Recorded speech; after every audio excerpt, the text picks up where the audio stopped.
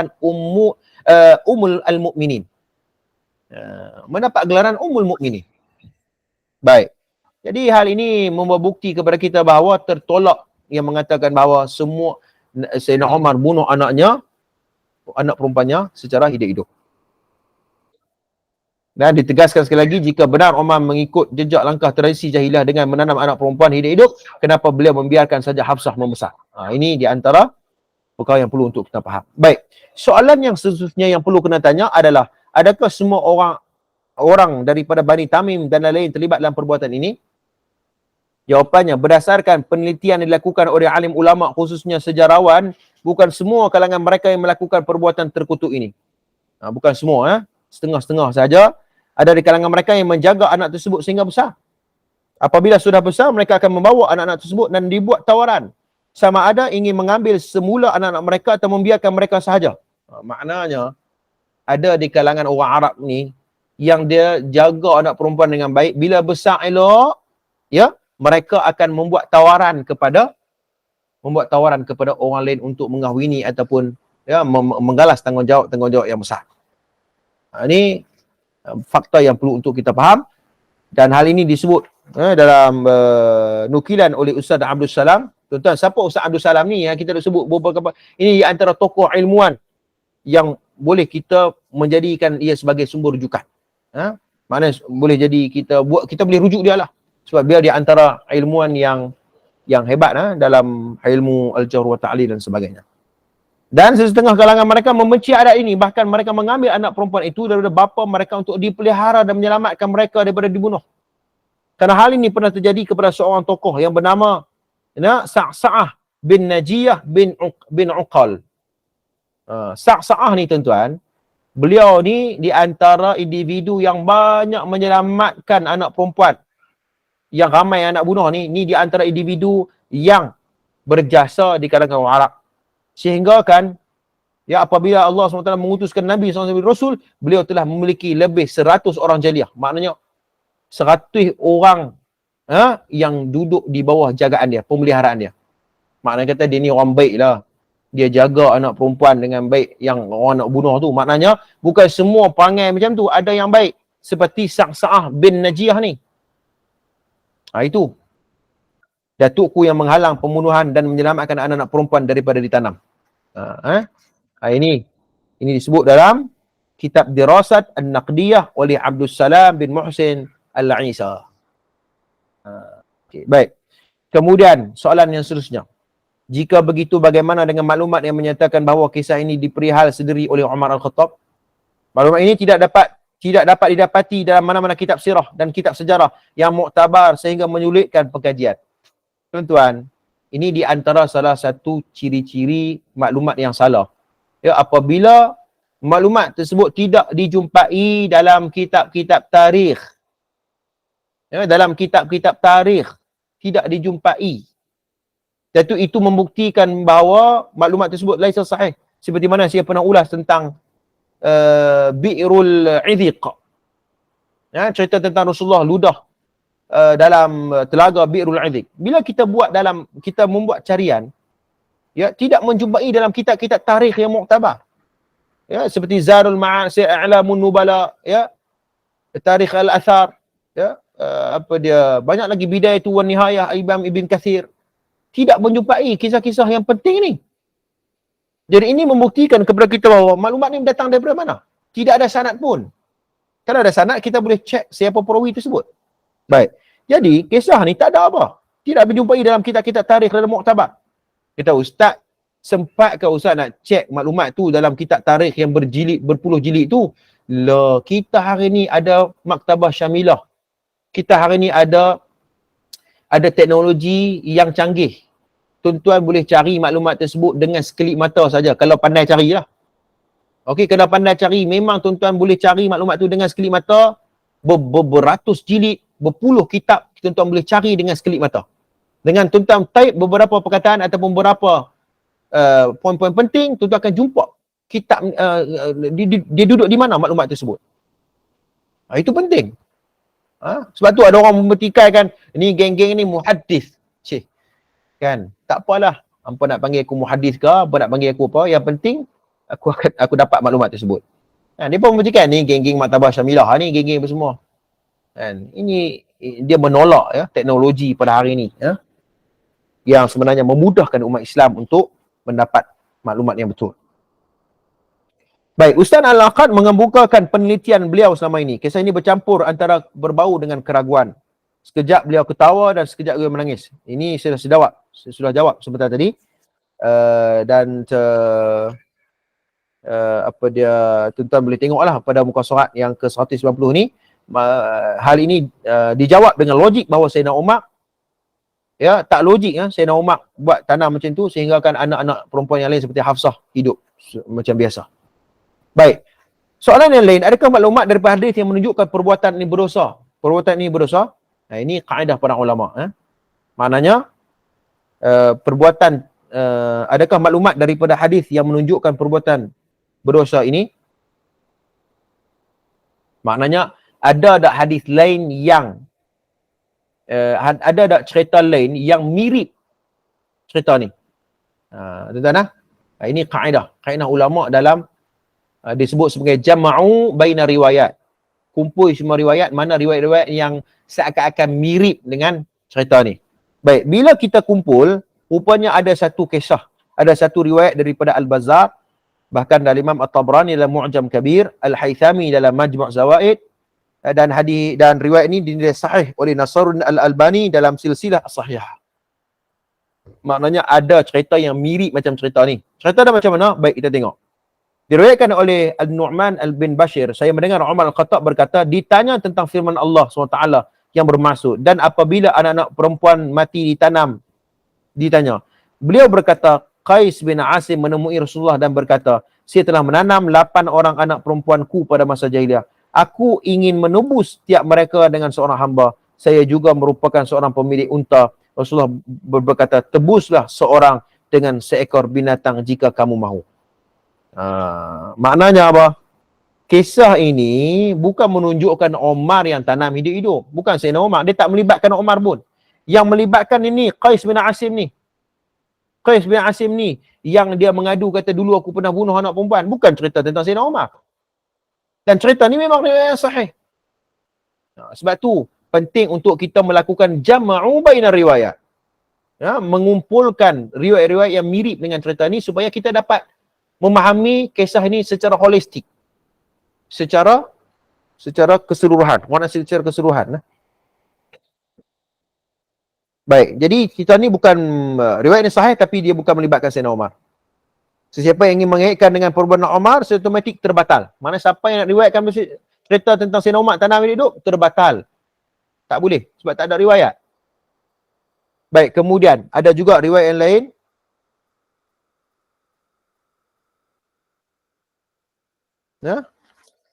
Riwayat ni kalau kita boleh tengok dalam rujukannya, iaitu dalam Sunan Ad-Darimi ya. Dalam Sunan Ad-Darimi ada cerita ni. Cerita dia macam mana?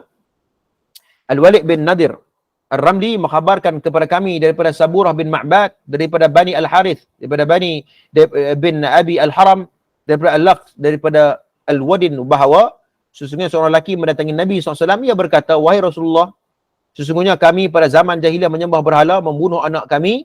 Saya memiliki seorang anak perempuan. Apabila saya memanggilnya, ia datang dengan perasa gembira. Saya memanggilnya satu hari, lalu dia mengikuti saya.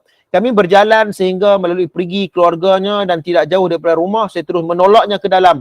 Perkataan terakhir yang saya dengar ialah, wahai ayah, wahai ayah. Rasulullah menangis sehingga mengalirkan air mata. Seorang sahabat yang berada di situ berkata, kamu sudah membuat Nabi berduka.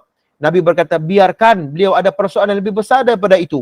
Nabi bersabda, meminta beliau agar mengulangi semula kisah tersebut. Lalu diulangi dengan sekali lagi membuatkan Rasulullah menangis sehingga membasahi janggutnya. Kemudian Nabi berkata, sesungguhnya Allah menghapuskan perbuatan jahiliah dengan amalan-amalan kamu, tetaplah dengan amalan kamu. Maknanya, cerita ni bukan melibatkan Sayyidina Umar. Melibatkan individu yang lain. Ya, melibatkan individu. Nabi menangis sebab mengenangkan kisah budak perempuan tadi ni, kena tanam hidup oleh ayahnya, dan Nabi SAW bersabda bahawa ya Allah telah menghapuskan dosa yang sebelumnya.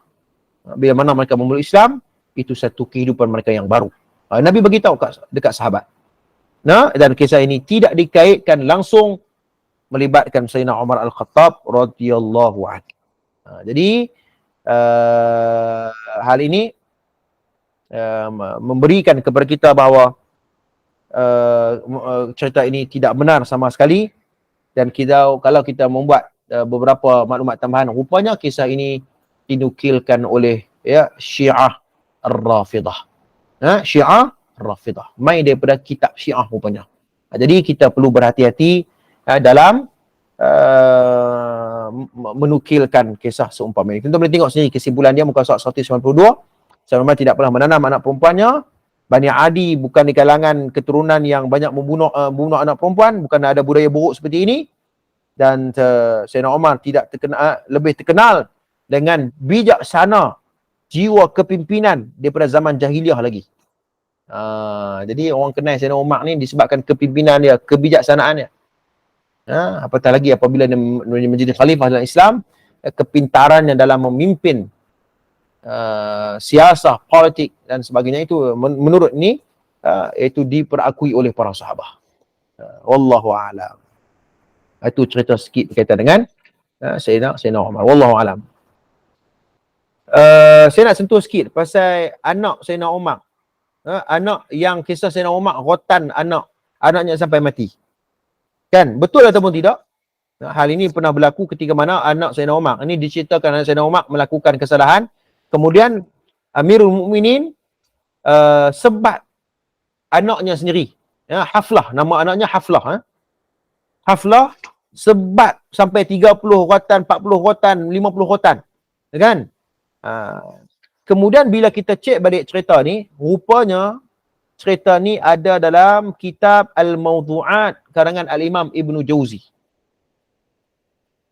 Karangan Al-Imam Ibn Jauzi. Sebab tu ada orang kata, Ustaz, kitab cerita ni ada dalam karangan Ibn Jauzi kot. Memanglah, hang kena tengoklah kitab tu dulu. Kitab apa? Kitab Al-Mawdu'at. Hadis-hadis yang menghimpunkan hadis-hadis palsu. Kan? Hadis-hadis palsu. Okey?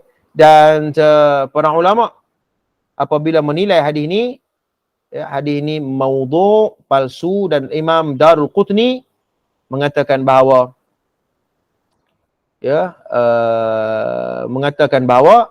hadis yang diriwayatkan menerusi Mujahid dan Ibn Abbas berkaitan dengan pelaksanaan had ke atas Abu Syahmah ini adalah tidak sahih sama sekali. Ini siapa kata? Al-Imam Darul Qutni rahimahullahu ta'ala. Jadi ini kisah-kisah yang banyak berlaku kepada Sayyidina Umar Al-Khattab yang menggambarkan bahawa Sayyidina Umar ni perangai tak elok dan sebagainya. Jadi malam ni kita sudah menjawab untuk mempertahankan sebenarnya Amirul Mukminin Umar Al-Khattab radhiyallahu anhu. Jadi ada soalan tak? Saya buka soalan dulu. Kalau ada.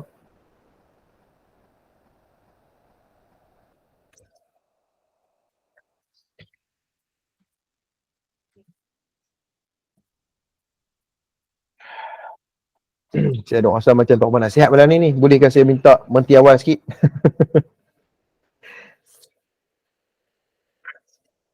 Boleh. Bolehkah? Okey. Ada soalan kah? Tafadhal mashkura. Assalamualaikum Kak. Salam, ya. Sila. Tafadhal. Dia soalan tak ada tapi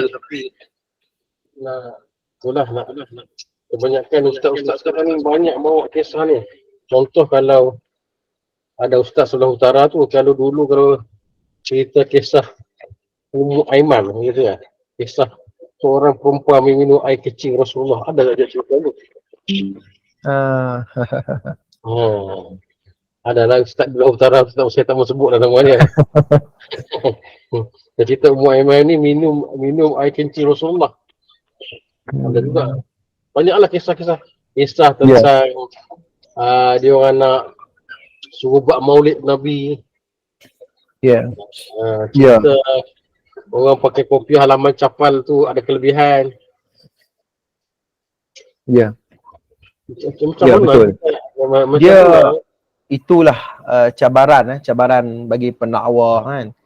Dia bila ialah bila ustaz ni dah terkenal, ustaz ni dah ada pengikut, dah ada followers yang ramai, beribuan ikut dia. Jadi sepatutnya tugas sebagai pendakwah ni dia kena check lah, ataupun dia ambil kitab-kitab yang lebih diyakini, berbanding dengan kitab-kitab yang memerlukan banyak masa untuk kita check balik. Contoh antara kitab yang saya minta maaf, antara contoh kitab yang menjadi bahan juga ialah kitab At-Tazkirah karangan Imam Qurtubi. Ya. Banyak juga kisah-kisah yang bermasalah dalam kitab tersebut, At-Tazkirah oleh Imam Qurtubi. Kitab tu memang cukup seronok tuan-tuan kalau tuan-tuan baca.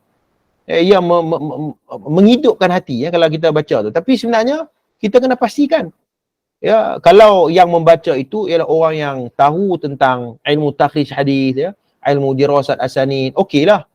Okey, tapi kalau dia baca kemudian dia tidak menyebut tentang sumbernya ataupun status riwayat tersebut, jadi itu akan membawa implikasi kepada kita bahawa bermudah-mudah dengan maklumat yang tidak sahih.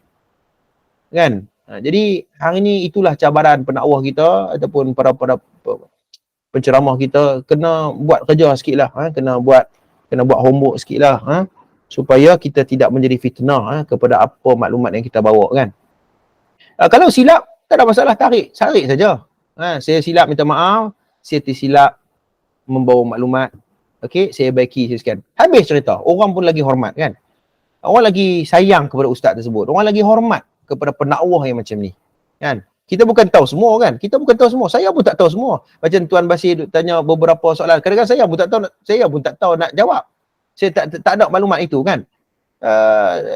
Dan itu tidak menjatuhkan kita punya credibility pun. Kerana bukan semua kita tahu.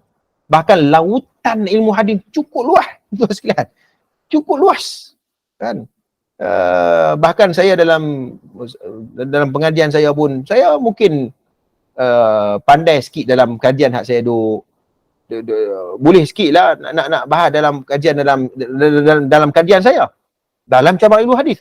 Tapi dalam ilmu hadis banyak lagi benda lain yang nak kena. Maknanya mungkin kita memerlukan orang lain, ya, untuk memahami kajian dia. Jadi ini di antara perkara yang mungkin luahan daripada Tuan Basir sebenarnya, daripada saya sendiri juga, untuk sama-sama kita mendidik ataupun mengambil perhatian, komitmen terhadap maklumat yang kita dapat selama ni. Wallahualam. Okey.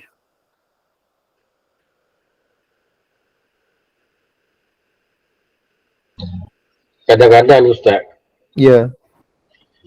saya kadang-kadang terfikir sendiri Ustaz, kita nak saya secara peribadi lah dalam kelas ni, ramai pelajar Maulana Asri. Bila kita belajar dengan Maulana Asri ni, kita dah kenal yang mana hadis ni, walaupun tak tak secanggih mana Ustaz, jadi kita kenal. Bila kita pergi tu kadang-kadang macam nak balik ada kuliah Ustaz dia. Kita pergi surau, macam nak balik malas nak dengar. Kita dengar ini dah tak sahih. Lepas tu, jadi kadang-kadang saya terfikir macam mana, sebab apa ni, macam satu jabatan yang berautoriti macam Jabatan Agama Islam tak panggil asatizah ni bertanya, sebab apa kamu sebar macam ni. Saya kena terfikir tu, kadang-kadang kita nak salahkan ustaz sendiri tu, mungkin dia tak dapat cari sumber tu kan. Kan? Sebab dia Jabatan Agama Islam ni dia ada satu authority. Dia boleh buat semakan lah. Dia patut panggil macam ni. Setiap negeri kan. Sebagai macam contoh, kalau orang tak mendengar lah, polis. Dia akan jaga sikit. Dia jaga sikit itu semua. Jadi kita nak benda yang sahih. Kadang-kadang kita orang awam ni, yang kalau yang tak belajar ustaz, jadi keliru. Yang mana satu betul ustaz ni kata tu, ustaz ni kata. Jadi kadang-kadang orang tu keliru. Yang belajar tu tak kuat lah ustaz. Tapi kalau tak belajar, macam itulah. Lala dia kata, malah ikut apa yang ada lah ustaz. Itu ruahan saya lah ustaz. Betul itulah itu yang kita hadapi. Dan tapi kalau kita tengok perkembangan ilmu hadis di negara kita saya kira semakin berkembang, semakin berkembang. Itu kita kena akui ya. Dan berbanding dengan dulu, dulu memang kita ni mendapat sumber maklumat ni hanya dalam masjid-masjid, dalam pondok ataupun maknanya dalam kuliah-kuliah ilmu saja. Tapi hari ni dengan perkembangan teknologi, dengan perkembangan ilmu, ramai dah ustaz-ustaz kita yang belajar tentang ilmu hadis dan sebagainya, memberikan tumpuan kepada kajian-kajian hadis. Bukan bermaksud usul fiqh tak penting, usul tu penting. Hari ni timbul persoalan tentang ada seorang pendakwah kita, minta maaf saya sebut, dia mempertikaikan maknanya Imam Hanafi rahimahullahu taala. Saya cukup tak setuju dalam kaedah dalam hal itu. Dan kita kata bahawa setiap tokoh ni dia ada dia punya kepakaran dia. Ya, dia ada kepakaran dia. Seperti Al-Imam Al-Ghazali. Ada orang kata kita tolak semua, kita bakar semua kitab Ihya Ulumuddin. Jangan macam tu. Berapa ramai orang yang jadi saleh disebabkan Ihya Ulumuddin itu. Ya, namun apa yang penting adalah kita membuat penelitian kembali. Seperti mana Dr. Basit Abdul Rahman, kalau tak salah saya, Abu Anas Al-Madani, sebenarnya orang-orang mazhab Syafi'i yang duduk di Malaysia ni sepatutnya kena berterima kasih kepada dia. Ya, kena terima kasih sebenarnya. Kenapa? Kerana tuan-tuan tengok kitab-kitab seperti Panawar Bagi Hati, dia buat takhrij, dia buat tahqiq. Ya, kalau tak salah saya, tesis PhD dia berkaitan dengan mazhab Syafi'i di Universiti Madinah. Maknanya dia nak bantu mazhab Syafi'i kita di sini ni untuk lebih berkualiti, ya, lebih berilmu. Jadi kita katakan bahawa tidak nafikan memang perkembangan ilmu hadis di Malaysia ini, orang dah mula bertanya. Itu fenomena yang cukup baik. Orang sudah bertanya tentang fakta, orang sudah bertanya tentang sumber. Saya kira itu satu fenomena yang cukup baik dalam masyarakat kita. Cuma ya masih lagi yang terperangkap dengan istilah tok gurunya, dengan istilah aku dah macam ni lah zaman dulu aku mengaji, macam ni lah aku sampai aku mati. Inilah yang jadi masalah. Tapi saya rasa generasi muda, ya, generasi yang celik maklumat, saya kira benda ni sudah menjadi satu fenomena yang baik, khususnya generasi muda kita ni. Saya rasa macam itulah. Doalah tuan-tuan, semoga perkembangan ilmu ni semakin baik insya-Allah.